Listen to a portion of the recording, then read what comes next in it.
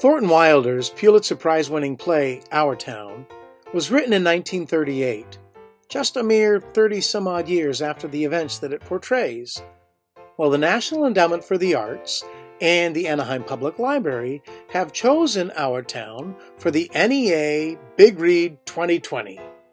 Now, Our Town captures the voices of community and humanity and resilience and diversity and love and loss and life and death in a small town in America at the turn of the century, of last century. And even though it's been well over 100 years since then, those values still ring true in many small towns throughout the United States today. Maybe even in some not-so-small towns, if you look hard enough. My name is Danny, and I'm with a group called the Tin Box Theatricals, and we put together something we call Voices of Our Towns. It's a virtual journey through small towns in the U.S. circa 1901 through 1913. For the next while, you'll be meeting some fun, unique people who are very proud of their place. And to begin our journey, we're going to start in 1901 in Thornton Wilder's Grover's Corners. Blessed be the tie that binds. The name of the town is Grover's Corners, New Hampshire, just across the Massachusetts line. The day is May 7th, 1901. The time is just before dawn. The sky is beginning to show some streaks of light over there in the east, beyond our mountain. Up here is Main Street. Way back there is the railway station, Polish towns across the tracks, and some Canuck families.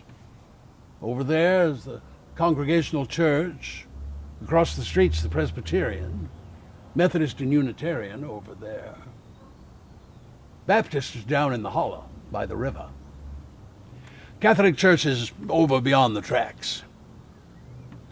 Here's the town hall and the post office combined. Jail's in the basement. Along here's a row of stores, hitching posts and horse blocks in front of them. Here's the grocery store, and here's Mr. Morgan's drugstore. Public schools over yonder, high school's still farther over. This is our doctor's house, Doc Gibbs's. And this is Editor Webb's house. Right here, big butternut tree. Nice town, you know what I mean? Nobody very remarkable ever come out of it, far as we know. The earliest tombstones in the cemetery up there on the mountain say 1670, 1680. They're Grovers, and Cartwrights, and Gibbses, and Hearseys. The same names as are around here now. Well, as I said, it's about dawn. Naturally, out in the country, they've been lights on for some time, what with milk-ins and so on, but town people sleep late. Now we're going to skip a few hours in the day at Grover's Corners. But before we go on, I want you to know some more things about the town. I've asked Professor Willard of our state university to come down and sketch in a few details of our history.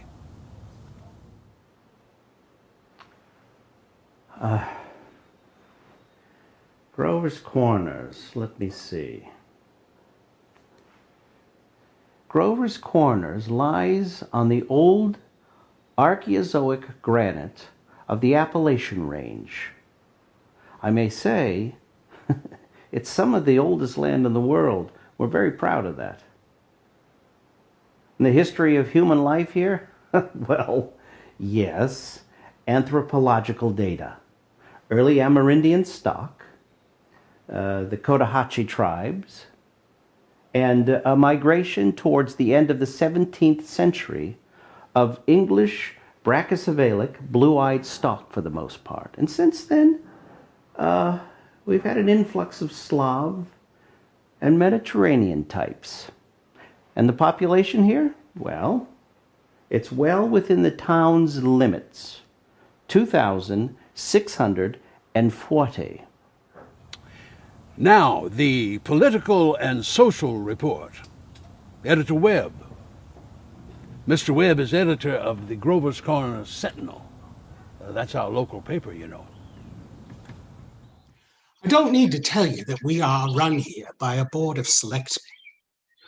All males vote at age 21. Women vote indirect. We are lower middle class, sprinkling in professional men, 10% illiterate laborers. Politically, we're 86% Republicans, 6% Democrats, 4% socialists, rest indifferent. Religiously, we're 87% Protestant, 12% Catholic, rest indifferent. Very ordinary town, if you ask me. A little bit better behaved than most, probably a lot duller. But our young people like it well enough.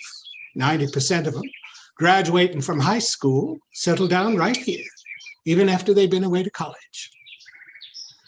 So, questions? Drinking? Well, depends on what you mean by much. Well, Saturday night, the farmhands get together at Ellery Green's stable and holler some. On 4th of July, I've been known to take a drop myself. And Decoration Day. We've got one or two town drunks, but they always show remorse whenever an evangelist comes to town. No, I wouldn't say that liquor serves a very big place at the home here, except in the medicine chest. Right good for snake bites, always was. Social injustice and inequality? Yes, everybody talks about that. It's what we spend most of our time talking about, wondering who's rich and who's poor. Do something about it?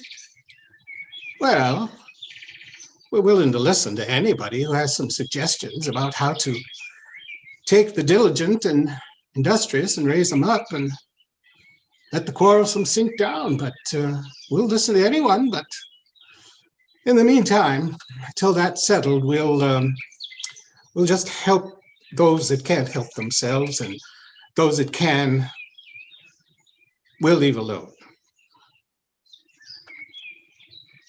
Culture, love of beauty? Well, not much. We're not in the way you mean. I mean, come to think of it, there's a couple of girls that play piano at the high school commencement. They don't like it very much, though. I see where my daughter's been made to read Merchant of Venice at high school. It's all pretty remote to them. No, culture, not the way you mean. But we all have quite a bit of pleasures of a kind here. We all like watching the sun come up over the mountain in the morning, and we watch the birds. We're all very aware of them. Flowers and plants changing in the season. Culture? Well, Robinson Crusoe, the Bible, Handel's Largo, Whistler's Mother. But that's about as far as we go. Thank you, Mr. Webb. We'll go back to the town now. It's the middle of the afternoon. All 2,640 have had their dinners, and all the dishes have been washed. There's an early afternoon calm in our town. Only a few buggies on Main Street, the horses dozing at the hitching posts. Doc Gibbs is over in his office there, tapping people, making them say ah. Editor Webb is mowing his lawn. You know, 1 man in 10 thinks it's a privilege to push his own lawnmower. Here's some more things we've got to explore about this town in the provinces north of New York at the beginning of the 20th century. People eat 3 times a day. Every seventh day, by law and by religion, is a day of rest, and all work comes to a stop. The religion is Christianity. The domestic setup is marriage, a binding relation between a male and one female that lasts for life. Christianity strictly forbids killing, but you are allowed to kill animals, and you are allowed to kill human beings in war and government punishings. So, friends, this is the way we are in our growing up, and in our marrying, and in our doctoring, and in our living, and in our dying. Now, we'll return to our day in Grover's Corners. It's evening. You can hear choir practice going on in the Congregational Church. All the children are at home doing their schoolwork. The day is winding down like a tired clock. Well, Grover's Corners, it's time to be leaving you, but I'm sure we'll be seeing you soon. It is now 1902, and we're heading up to Penn Yan, New York, to meet Myrtle McCormick.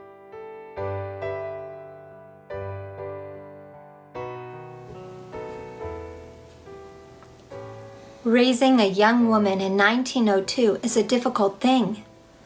My mother had it easy with me. We didn't have so many modern inventions. These additions to our lives have given women more independence, and that's a good thing. It's just that the modern inventions make it harder to keep a watchful eye on my daughter Susan.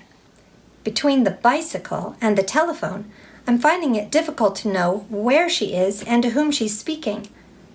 Why, she even thinks that she should be able to go unchaperoned with friends out on Keuka Lake on the steamboat and travel all the way down to Hammondsport.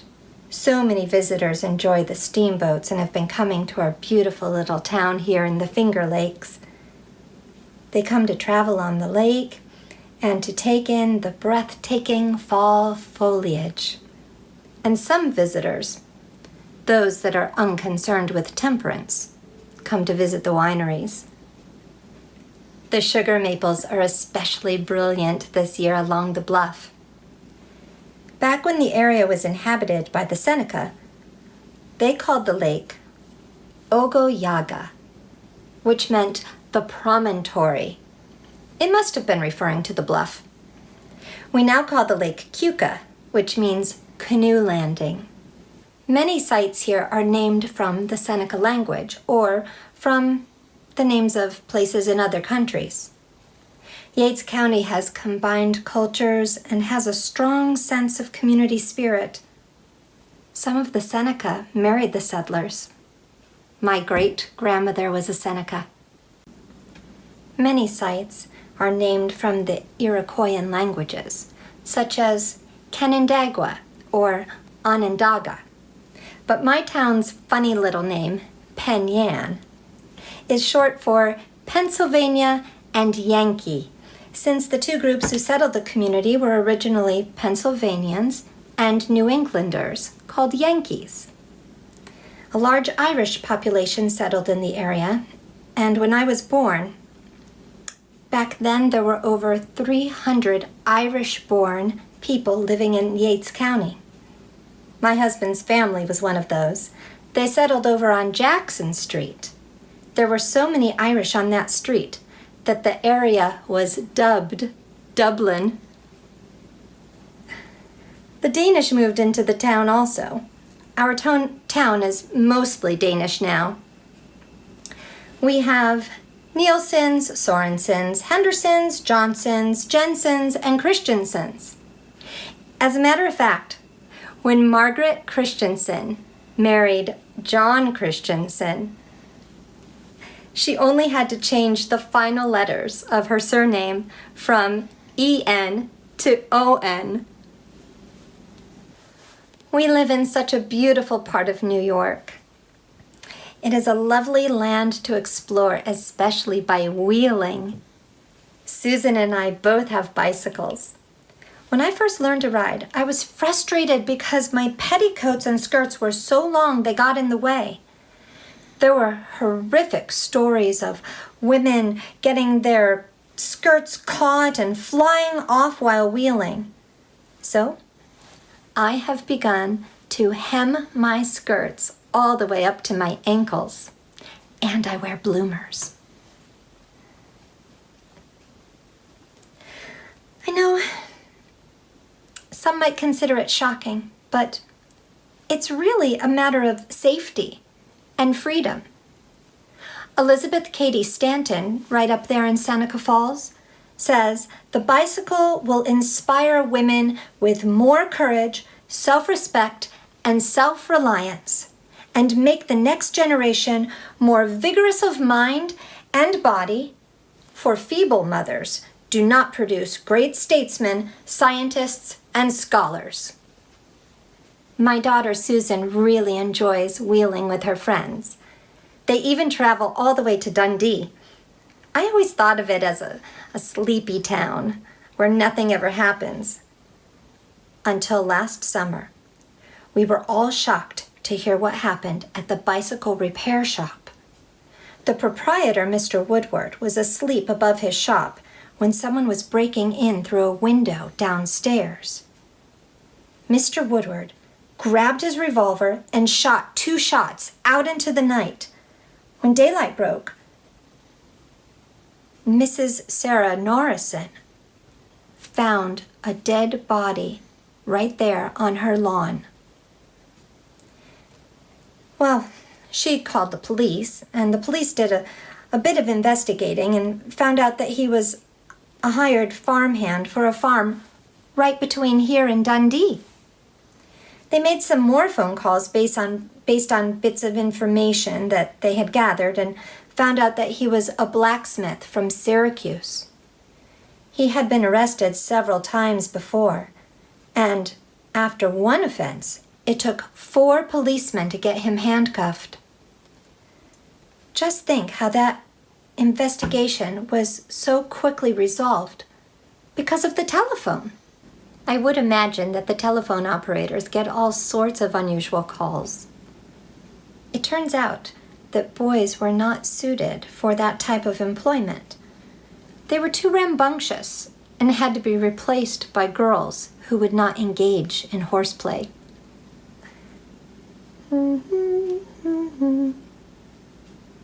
That tune is stuck in my head now. I'll sing it for you.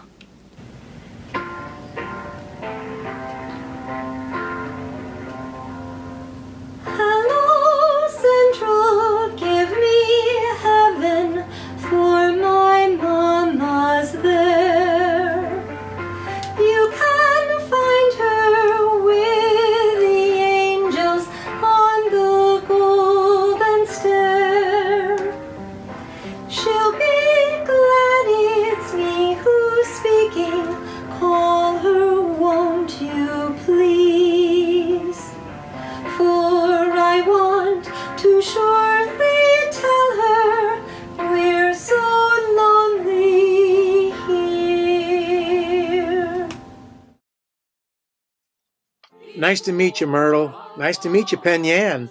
I gotta get going. My train's leaving. It's 1904 and I've got to get back to Grover's Corners. 3 years have gone by, friends. Yes, the sun's come up over 1,000 times.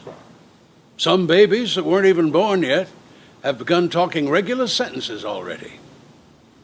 And a number of people who thought they were right young and spry have noticed that they can't bound up a flight of stairs like they used to. It's 1904. It's July 7th, just after high school commencement. That's the time most of our young people jump up and get married. Soon as they've passed their last examinations in solid geometry and Cicero's orations, they suddenly see themselves fit to be married. It's early morning. You can hear the 5:45 for Boston. There's Mrs. Gibbs and Mrs. Webb come down to make breakfast. I don't have to point out to the women that those ladies cooked 3 meals a day, one of them for 20 years, the other for 40, and no summer vacation. They brought up 2 children apiece, washed, cleaned the house, and never a nervous breakdown. Never thought themselves hard used either. You've got to love life to have life, and you've got to have life to love life. It's what they call a vicious circle.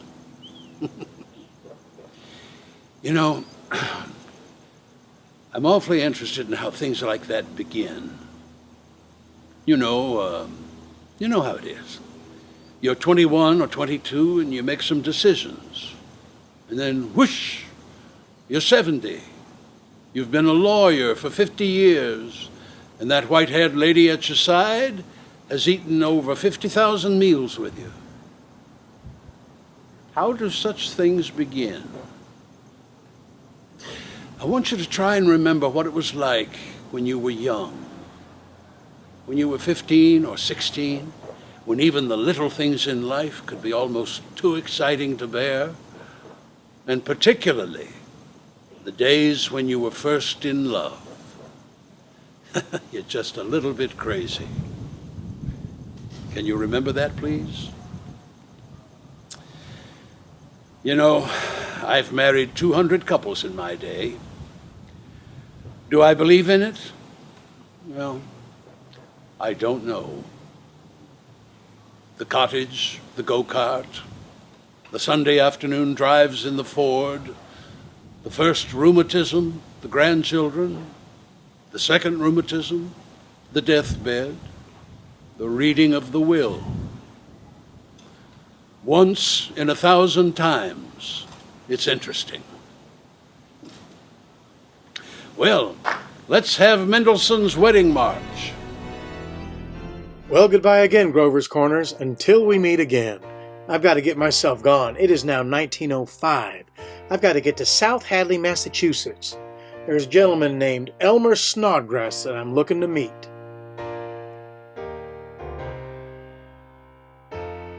Howdy there, folks. I'm Elmer Snodgrass, and I'm here to tell you all about our lovely little town of South Hadley, Massachusetts. We're situated in the Connecticut River Valley at the other end of the state, way away from the flesh pots of Boston. I've got this magic lantern thingy, so I can show you a picture of the Connecticut River.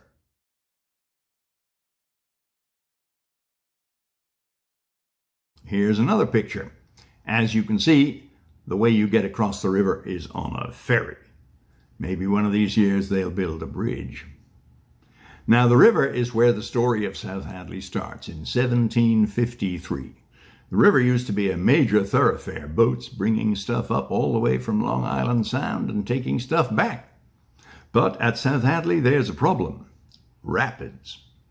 So we dug a canal, the first canal in these United States. Here's a boat, a flat boat on the canal. But I see what you're going to ask. The canal must have been higher up to get above the rapids. So how to get the boats up there? Well, there's this thing called Yankee ingenuity. We built an inclined plane to haul the boats up the slope. Here it is. See that the back wheels of the wagons are bigger than the front wheels so the boats don't slide off. Amazing. Later, we even had steamboats. Then along came the railroad, and people didn't need the river or the canal anymore. Now we have trains, and we even have motor cars. And heading into the town, here's a picture of South Hadley Center. Here's our fire station. Here's a close-up of our trusty firemen with their trusty horse and their trusty pump. Here's some folks gathering for a meeting at the town hall. I can't recall what that was about, but I remember they've just done a census. There's 4,566 people in our town. 1,248 are foreign-born. Of them, 250 are Irish and 3 Chinese. Here's one of our citizens, Mr. Alfred S. Moody. In the summertime, it gets pretty hot, and Mr. Moody delivers the ice. But probably the best known thing about South Hadley is Mount Holyoke College. Here it is. The oldest college for women in these United States. Well, the people down the road at Smith College in Northampton, they may say, no, we were first, because when Mount Holyoke was founded in 1837, it was a seminary. Didn't become a college until 1893. Well, who cares? Here's the front gate of the college. As you can see, it snows here in the wintertime. Mount Holyoke was founded by Mary Lyon in 1837. Here she is. We got a new president just now, a young lady by the name of Mary E. Woolley, here, who looks to be making big strides in the education of our girls. Here are some of the students tending the plants in the greenhouse, and here they're getting all healthy with exercise in the gym. Here's one of the dorms. And here is the original seminary building. Sad story. Only a little while ago, in 1896, there was a huge fire and the whole thing was destroyed. Just about the whole town came to pass buckets to help fight that fire. Happier times return. The students like having fun outdoors, especially on May Day. Here they are all dressed up. And here they're dancing round the maypole. They also love music. And if you listen closely, I think you'll hear some of the girls singing the college alma mater.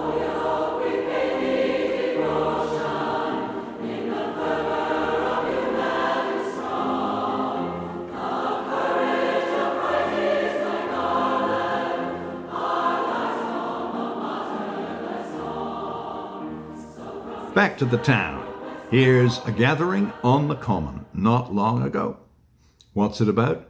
It's the dedication of a statue. Here's the statue. You see, it's a soldier.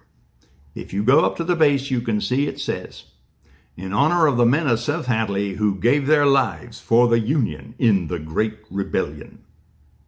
The Great Rebellion.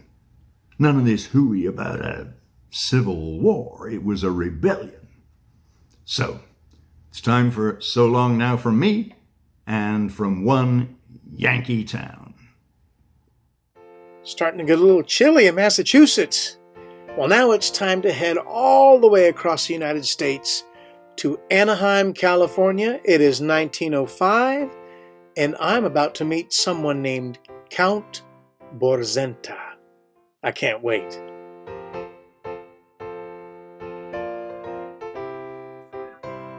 Jesus. No Polish? English then? You hear music? Chopin. Great Polish music. You like it? Sit down. Welcome to Anaheim. My wife, my son, and I, we come here in 1876. That was 1905, 1876. 29 years ago.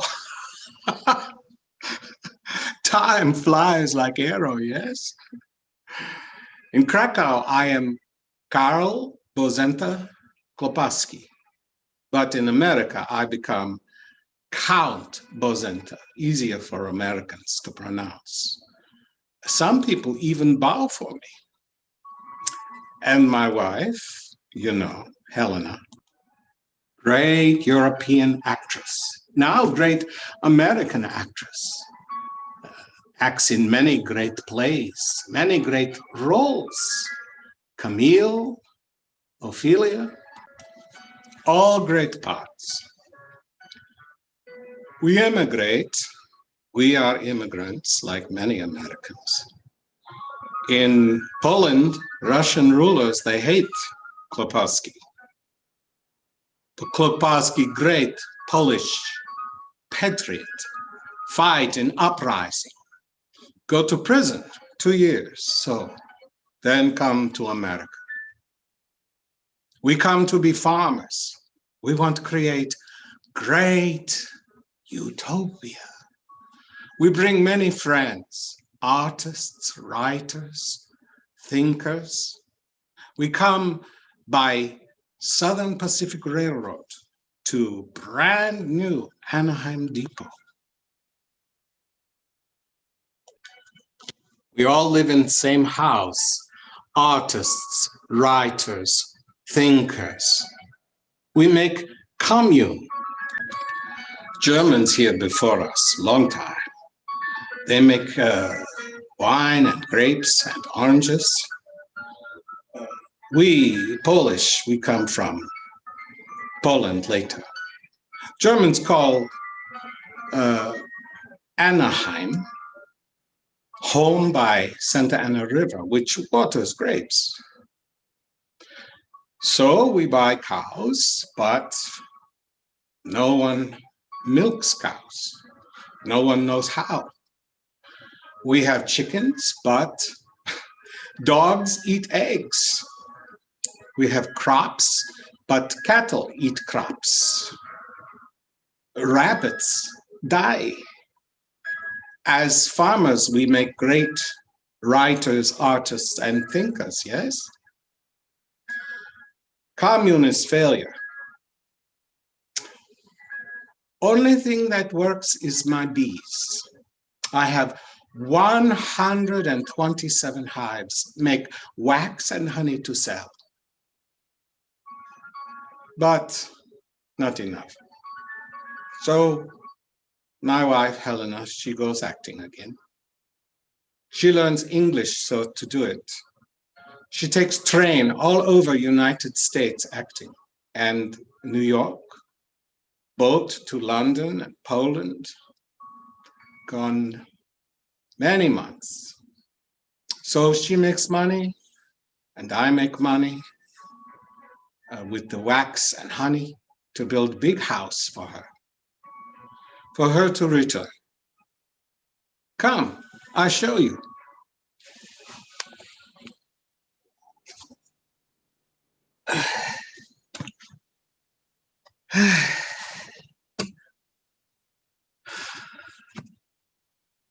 So we leave failed commune. We come to Canyon to build great house. We buy this land in 1888. We build great house in Canyon.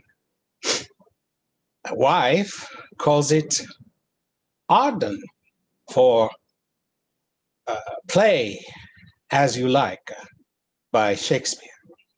You know it? Very funny. We build great house here on the outskirts of Anaheim. In 1889, this land no longer Los Angeles, become Orange County for oranges. Anaheim, big, big city in Orange County. My wife very happy here. She come home 3 months each year to be with family. She visits friends, has parties, sits by fountains. We make indoor plumbing, 1890, swimming pool, Victrola, everything new. Here she is not Madame Modjeska, only Helen from Poland. At night we sit on porch, watch mountains, skies, listen to coyotes. We thank God to be in Anaheim, in America.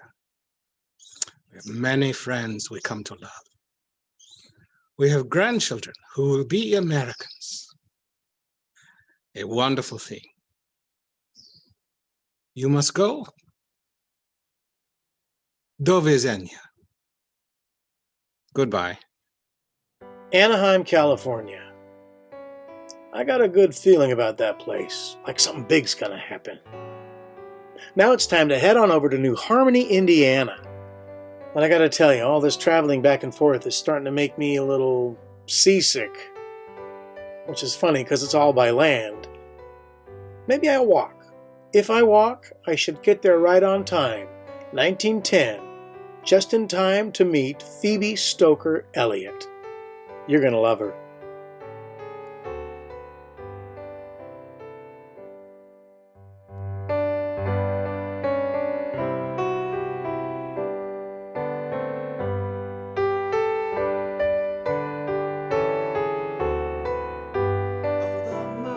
Fair tonight along the Wabash. From the fields there comes a breath of new mown hay. Through the sycamores the candle lights are gleaming on the banks of the Wabash far away. Oh, you finally come to see my house. Well, welcome to Spare Lawn, my country estate. You might think that it's on the other side of the tracks, but what I say is that all depends on which side of the tracks you're on. But right now, I'm editing my eulogy. Not really ready for it yet, but you never know what others might say about you when you're gone. Now, about my home. Well, let's see. I have my house and my barn and my vineyard. Have you seen my vineyard? Oh, best grapes in Posey County. Best wine in Posey County. And my peach trees? Oh yes, they line the path to the necessary or the facility. It's just been newly whitewashed. But Neptune, he's our facilitator, and he cut the holes a little larger than usual, so if you have to go out to pick a peach, mind your P's and Q's. Well, I would say in New Harmony, we're a very close-knit bunch. And, well, most of my friends, they live on the other side of my tracks. We have the Rebyers, the Vertagios, the Fauntleroys, and an overwhelming number of Owenses. Well, they're descended from Robert Dale Owen, the second of our Utopian founders. And the first one, Father Rapp, well, he espoused celibacy, so we know that Robert Dale Owen certainly did not. Oh, here are some of our families and their exceptional progeny. I would say that we are a rather cultured group. We go to lots of lectures, and art exhibits, and theatricals. We love picnics, and tea parties, and we do overnight camping by the Wabash River. Here's a picture of our men's group, our men's camping group, the Rain in the Face camp. Have you been to Heckman's drugstore? That's another gathering place. The sign above the door reads, "Ladies may smoke if they're careful where they put their butts."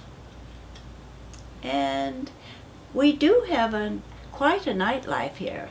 We have dances and sing-alongs and masquerade balls and a lot of fundraising events. I am concerned about one particular fundraising event. It's become popular, and it's called a poverty party. Have you ever heard of those? The guests are required to dress up in their most disreputable garments, to mimic the poor. The proceeds, well, they're good. They go to the nearby Home for the Incurables and to the Home for Wayward Girls.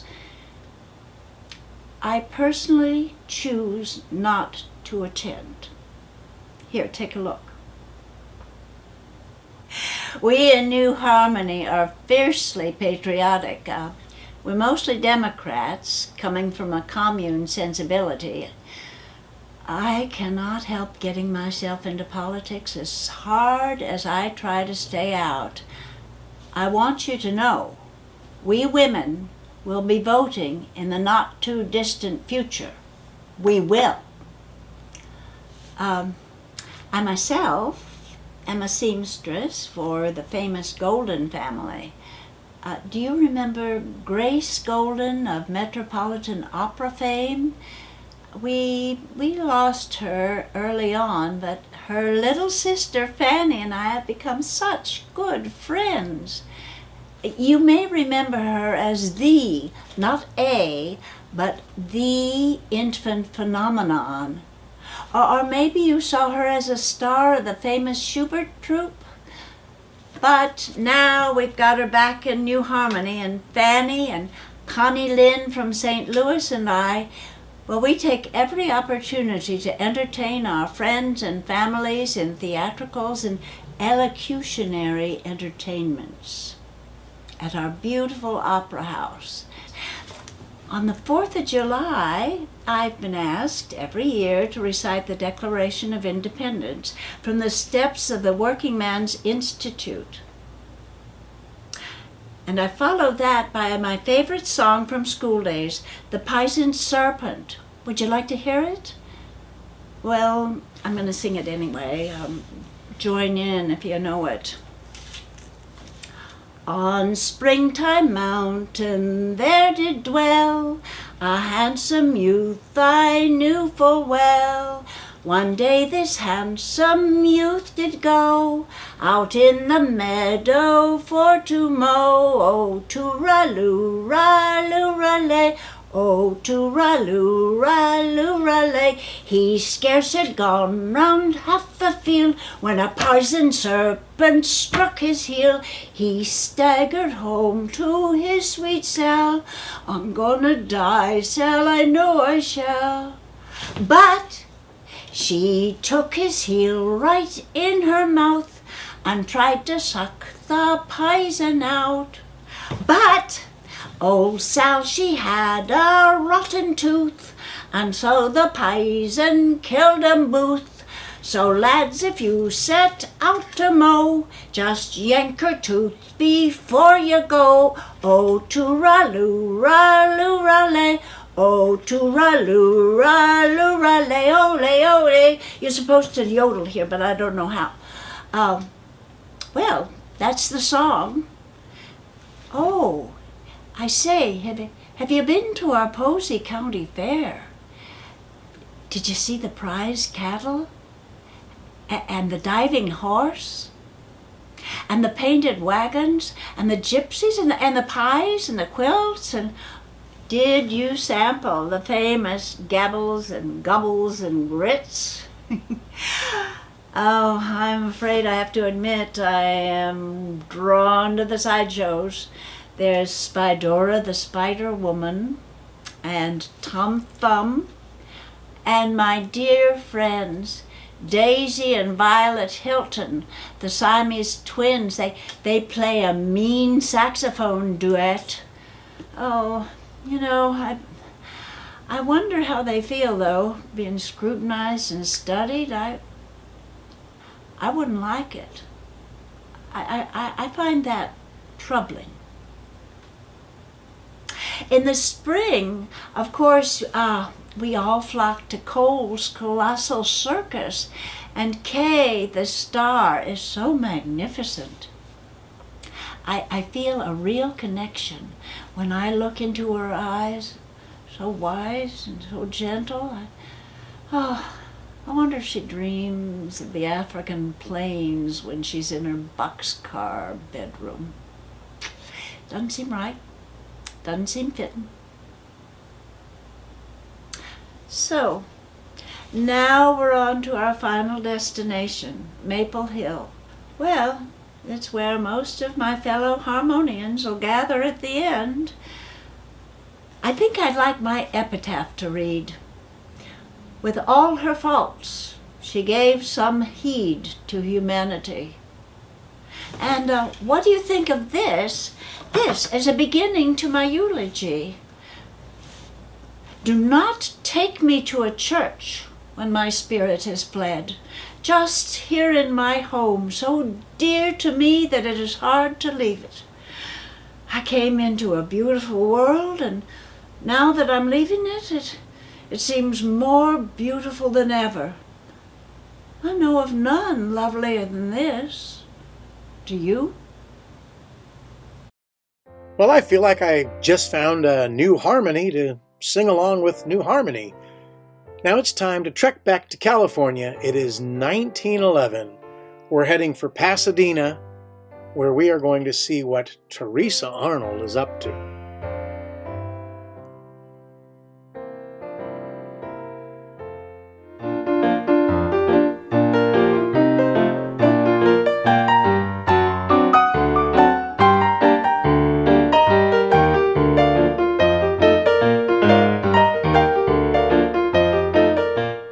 Good afternoon, ladies and a few gentlemen guests I see.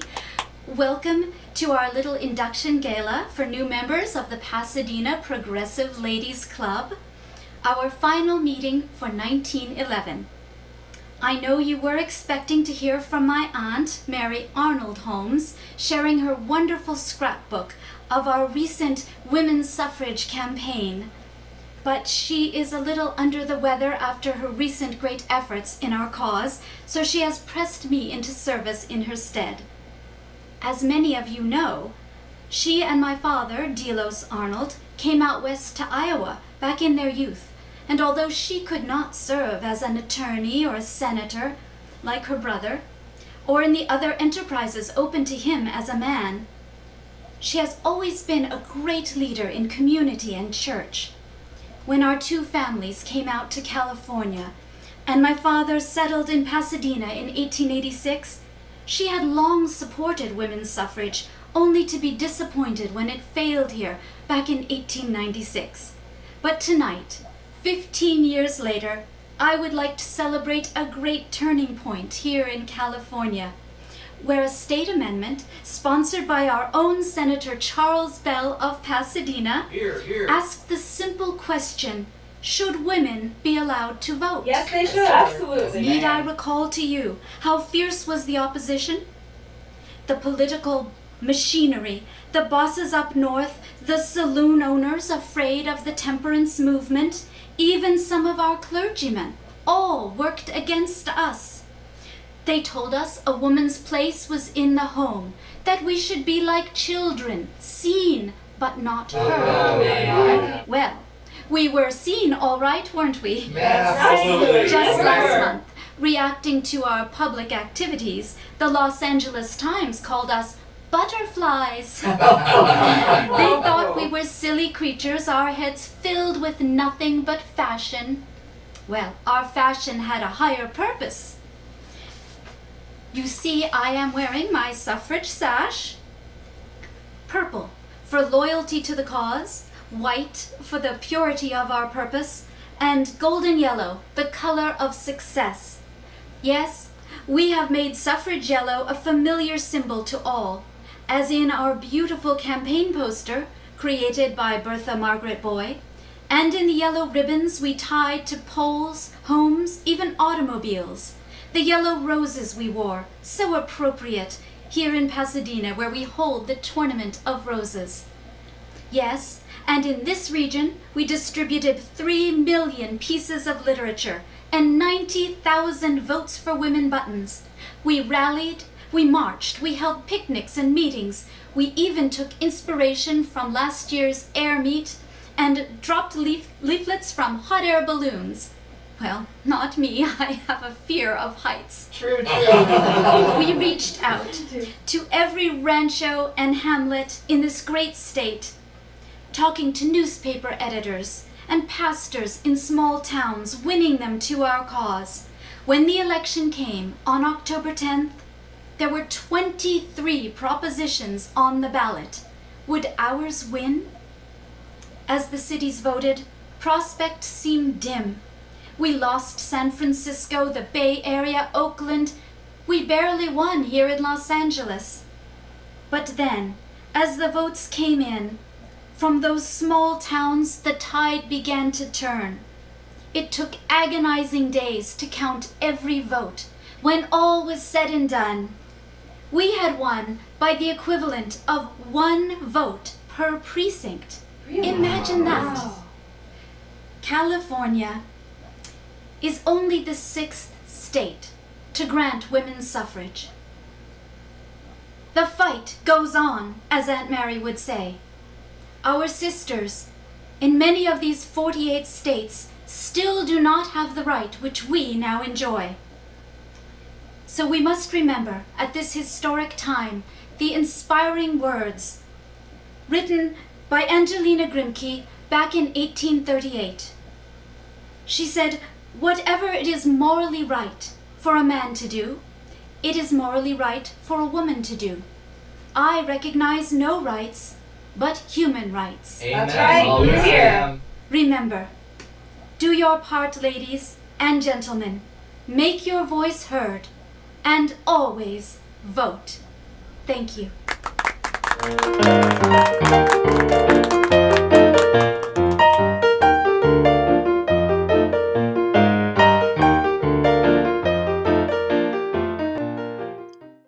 Thank you, Teresa, for all your hard work. Good luck on the vote. It is now 1912, and we are heading over to Kill Devil Hills, North Carolina, to meet a very young, entertaining, good-looking gentleman named Liam Murphy. Did I mention he was young?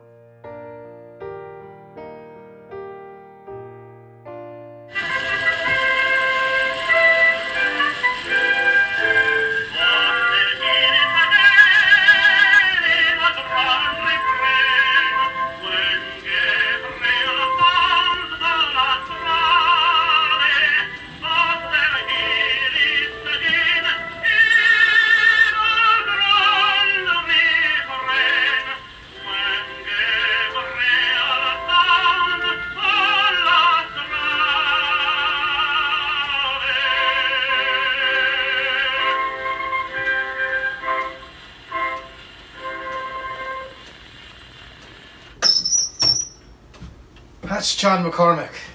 Brilliant, isn't he? You know, my mother told me 2 years ago before I moved to America, she says, "Liam, I've heard tell that John McCormick will be in New York City at the very same time you and your sister will be." And I says, "That's grand, Ma, that's grand."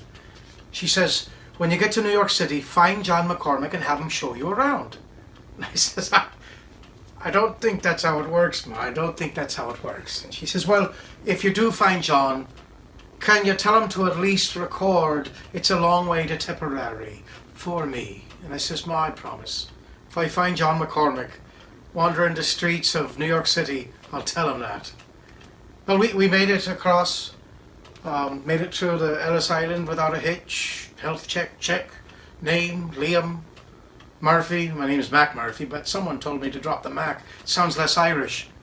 So the customs gentleman looks at me and he says, "Murphy?" I says, "Yes." And he says, "Over there with the other Irish." I said, "Great." Sister says, "Siobhan McMurphy." He says, "Say that again." She says, "Siobhan McMurphy." Siobhan, my sister, gets wise and says, "The name is Mary Murphy, sir." He says, "Ah," relieved. "Thank you. On your way, on your way." So, in New York City, it took weeks before we could even find an American accent. Everyone here is from different places. You've got your Germans and the Indians and the French, the Italians and the Jews and the Irish. Lots of Irish, plenty of Irish everywhere. In fact, there's so many Irish, they still have the signs up that say "Help wanted, no Irish need apply." I thought those had gone out with the Civil War. Well, we realized there was enough Irish in New York City, so we decided to high-step it down south, somewhere. And you know, it's funny, when you decide to go to some place, you have a destination. You can put a pin on a map, but chances are you're not going to end up there. My advice to you is just to go, and wherever you end up, put the pin on a map then at least you'll be right once. We ended up in Kill Devil Hills, North Carolina. Yes, named after the world's strongest rum. Apparently it's so strong it could kill the devil. Apparently 9 years ago, the Wright brothers had the very first airplane flight and they haven't stopped talking about it since. Well, my sister and I live upstairs above the drugstore. Mr. Bauer, he's from Germany. He owns a drugstore. He's very quiet, likes music, a widower. He lost his wife in a very strange train accident in Germany. Apparently the train just flipped over. No explanation. Just flipped over. Doesn't like to talk about it. But I've had a hard time trying to find a job here in Kill Devil Hills. Going door to door looking for work, and as soon as they hear the accent, they close the door and say no thank you. Very politely. But you know, they're thinking no Irish need apply. So I found myself selling records, door to door. Phonograph records. Oh! My right arm is a lot stronger than my left arm. But I have a lot of customers now that have purchased the Victrola through the mail order catalogue. And with that, I get to provide them music from all over the world. And if you ask me, there's nothing more magical than sitting in your living room, being able to choose whatever you want to hear, and instantly you have an entire orchestra playing music just like they were right there, from all over the world. That's pure magic to me, it is. Oh, and now the leaves are changing outside, and autumn is coming like a slow train here at Kill Devil Hills. The air outside is finally found its dentures and is starting to bite. I like that. It's time I can pull out my sweater and put it on, the one my mom made for me. She said it reminded her of John McCormick. My sister tells me that it reminds her of home. Now I'm trying to find something still that reminds me of home. And I realize you can't really choose what's going to remind you of something. It's the memory that chooses you. So for the time being at least, I can put on the sweater and my sister can be reminded of home. But I do hope in the future that the leaves changing and the dogs barking down the street and the dew on the grass in the morning will eventually remind me of my new home, America. Until then, it's music, whiskey, my wild Irish rose, the dearest flower that grows. You may search everywhere, but none can compare to my wild Irish rose. Oh, and by the way, if you do see John McCormick wandering on the streets of Kill Devil Hills, could you tell him that I'm looking for him? My wild Irish rose, the dearest flower that grows. Someday for my sake, she may let me take a bloom from my wild Irish rose. That guy kind of looked like my uncle. Well, now it is 1913, and we are heading down to Bridgeport, Connecticut to meet Esther Tereska.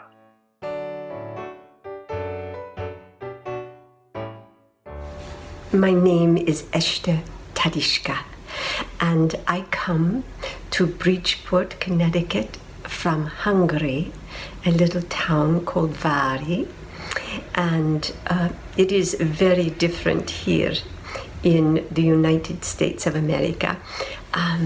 We lived on a large farm, and here in the United States we live in an apartment, and there is a family below us and one above us. But we have enough room for my husband and myself and my 4 children. And we have a lovely neighborhood. Everybody is so friendly, so helpful. And we have our corner store where we can go and get anything we need for the day, as well as Drotisches, which is our butcher who takes care of any of our meat needs. And we have a wonderful time together. It is a very simple life, My husband works for a very fine woman who owns an orchard. And so when the fruit is ripe, we can always plan on many, many apples to make all sorts of fine things to eat. And my children go to school and they learn English and they teach me. This is the song that my children taught me. Oh, beautiful for spacious skies, for amber waves of grain, for purple mountain majesty above the fruited plain. America, America, God shed his grace on thee, and crown thy good with brotherhood from sea to shining seas. Well, it's 1913, and it's time for one last visit to Thornton Wilder's Grover's Corners. And as Emily says goodbye, I'm sure that we can all think of a Grover's Corners in our own life. That one place where we learned who we were, how we are, how to be who we are to others. And I thank you very much for spending this time with us. And hopefully next time we can do it in person. Until then, take care of yourselves, and we'll see you soon. Summer 1913. Gradual changes in Grover's Corners. Horses are getting rarer. Farmers coming into town in Fords. Chief difference is in the young people, as far as I can see. They want to go to the moving pictures all the time. Want to wear clothes like they see there. Want to be cityfied. Well, everybody locks house doors now at night. Ain't seen any burglars in town yet, but everybody's heard about them. But you'd be surprised, though. On the whole, things don't change much at Grover's Corners. Oh, this certainly is a beautiful spot. It's on a hilltop, a windy hilltop. Lots of sky, lots of clouds, often lots of sun and moon and stars. Of course, our favorite mountain, Mount Monadnock's right here. And all around it lie these towns, Jaffrey and East Jaffrey and Peterborough and Dublin. And there, quite a ways down, is Grover's Corners. Yes, beautiful spot up here. Mountain laurel and lilacs. Over in that corner are the old stones, the 1670, 1680. Strong-minded people that come a long way to be independent. Over there are some Civil War veterans, too. Iron flags on their graves.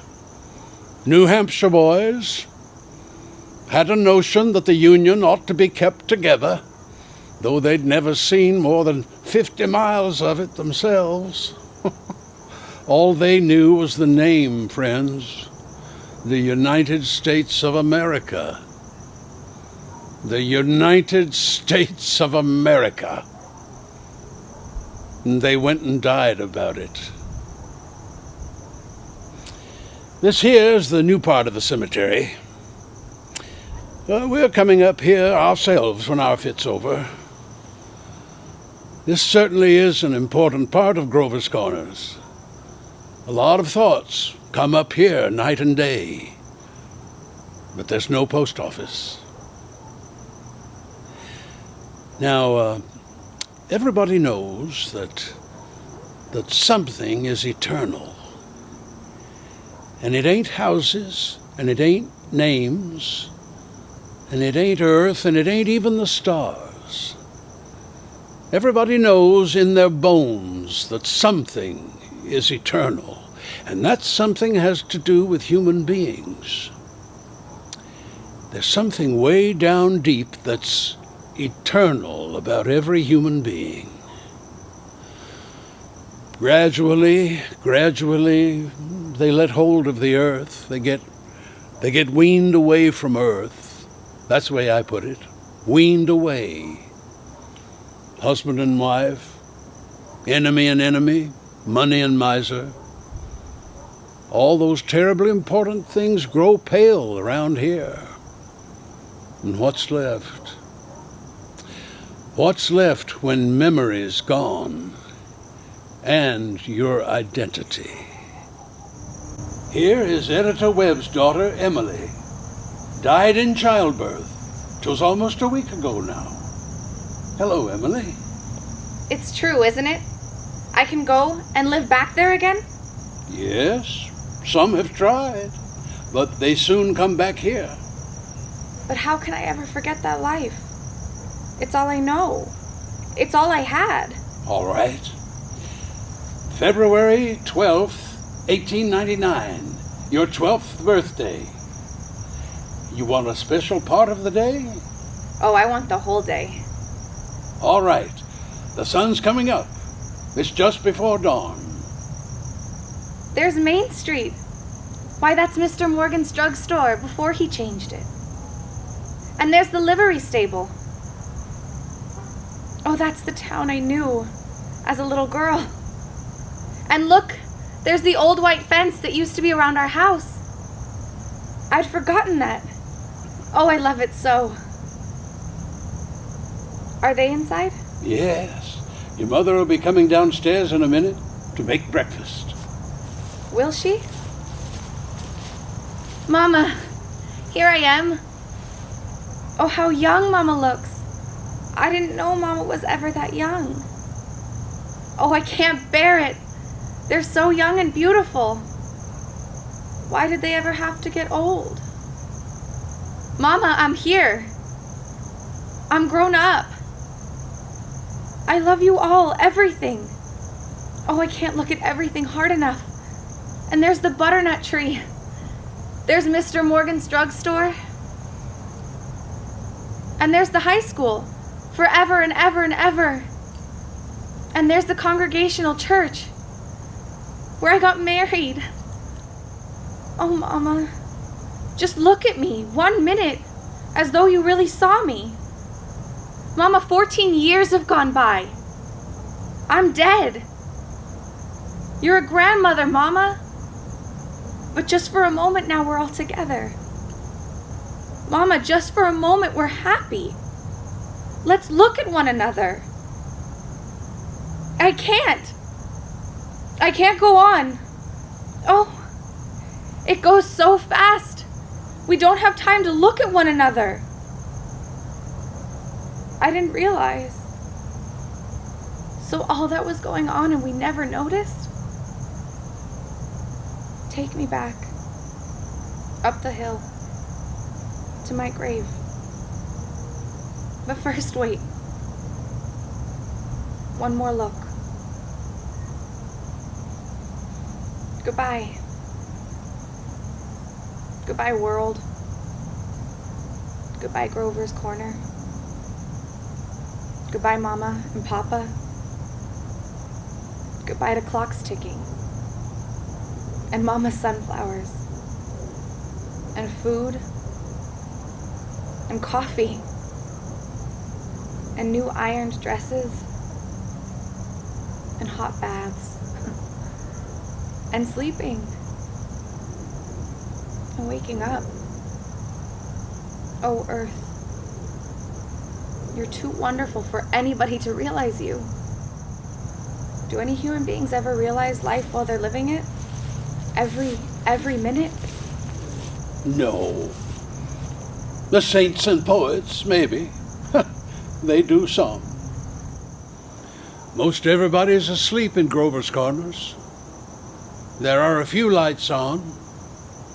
Shorty Hawkins down at the depot has just watched the Albany train go by. And at the livery stable, somebody's sitting up late and talking. Yes, it's clearing up. There are the stars, doing their old crisscross journeys in the sky. Scholars haven't settled the matter yet, but, they seem to think that there's no living beings up there. Only this one is straining away all the time to make something of itself. The strain's so bad that every 16 hours or so, everybody lies down and gets a rest. Well, 11 o'clock in Grover's Corners. You get a good rest, too. Good night. Blessed be the tie that binds our hearts in Christian love, the fellowship of kindred minds is like to that above. Before our Father's throne, we pour our ardent prayers, our fears, our hopes, our aims, our one, our comforts and our cares. Love divine, oh love's excelling joy of heaven to earth come down. Fix in us thy humble dwelling, all thy faith.